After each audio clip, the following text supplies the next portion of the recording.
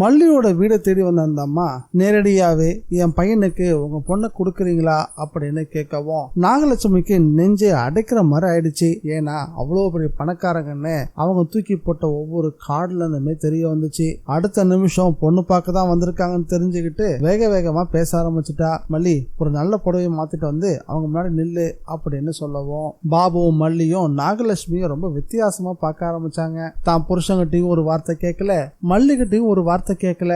நாகலட்சுமி முடிவெடுத்ததும் ரெண்டு பேரும் ரொம்பவே அதிர்ச்சி ஆயிட்டாங்க. நீ சரின்னு சொல்லிட்டம்மா, உன் வீட்டுக்காரர் எதுவுமே சொல்ல மாட்டேன்றாரு அப்படின்னு பாபுவை பத்தி கேட்கவும் பாபு எங்க சூழ்நிலை சுத்தமா சரி கிடையாது, என் தங்கச்சிக்கு எந்த நகையும் போற அளவுக்கு எனக்கு சூழ்நிலை இல்ல, எனக்கு கொஞ்சம் கடன் இருக்கு அப்படின்னு சொல்லவும் கடனா எவ்வளவு இருக்கு அப்படின்னு விசாரிக்க ஆரம்பிச்சாங்க அந்த அம்மா. 3 லட்சம் அப்படின்னு பாபு வாயெடுக்கவும் ஆமா ஆமா அங்க 3 லட்சம், இங்க ஒரு 6 லட்சம், அங்க ஒரு 5 லட்சம் அப்படின்னு மொத்தமா ஒரு 20 லட்சம் ரூபாய்க்கு கடன் இருக்குன்னு சொல்லவும் அவ்வளவுதானே, அந்த 20 லட்சம் ரூபாய நான் கொடுக்கறேன்னு அந்த அம்மா சொல்லிட்டாங்க.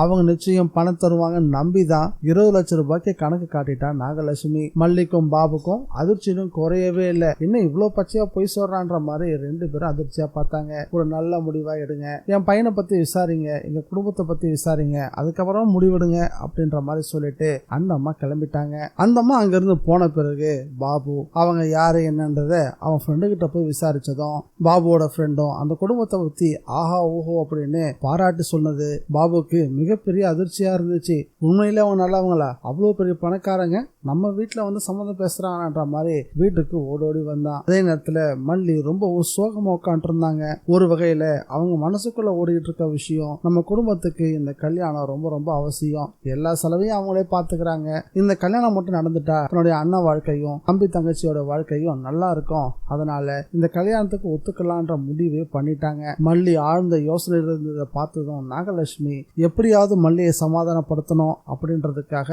பேசுறதுக்கு கிட்ட வந்தா. அதே நேரத்துல பாபு ஓடி வந்து தான் ஃப்ரெண்டு கிட்ட அந்த குடும்பத்தை பத்தி விசாரிச்சுன்றத சொல்லவும் மல்லியும் தான் முடிவை சொன்னாங்க.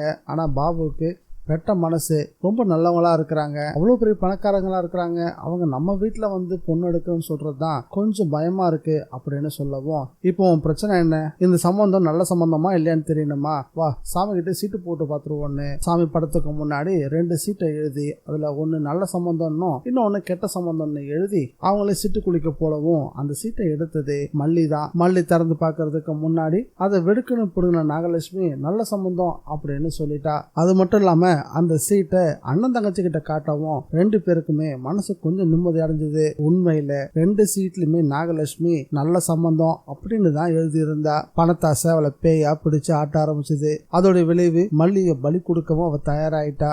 உண்மையிலே வந்திருக்கவங்க நல்லவங்களா இல்ல கெட்டவங்களா, இல்ல இந்த சம்பந்தம் யாரோ ஒருத்தர் இந்த ஒட்டுமொத்த குடும்பத்தையும் நடுத்தொழில் நிறுத்துறதுக்காக திட்டம் போட்டு இந்த ஆட்களை இங்க அனுப்பி வச்சிருக்காங்களா அப்படின்றது முழுமையா தெரியலனாலும் இந்த கல்யாணம் நிச்சயம் நடக்க போறது இல்ல, நிச்சயதார்த்தத்தோடவே நிக்க போகுதுன்றது ரொம்ப தெளிவா தெரியுது. இத பத்தி உங்களுடைய கருத்து என்னன்றத மறக்காம கமெண்ட்ல பதிவு பண்ணுங்க. இந்த வீடியோ பிடிச்சிருந்தா லைக் பண்ணுங்க, ஷேர் பண்ணுங்க. டிஎன் விஜய் ரிவ்யூவை மறக்காம சப்ஸ்கிரைப் பண்ணி வச்சுக்கோங்க. மீண்டும் அடுத்த வீடியோல சந்திக்கலாம். பாய் காய்.